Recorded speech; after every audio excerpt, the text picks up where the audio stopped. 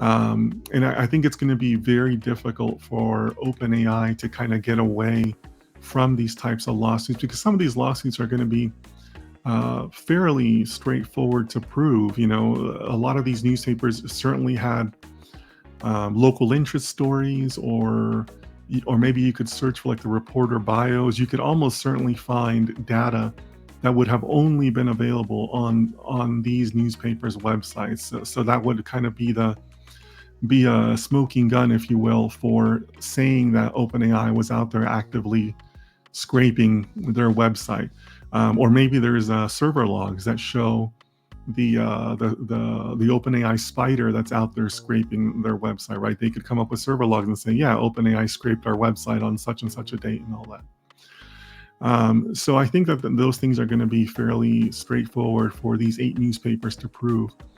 It actually reminded me of a funny story that I was told that I didn't realize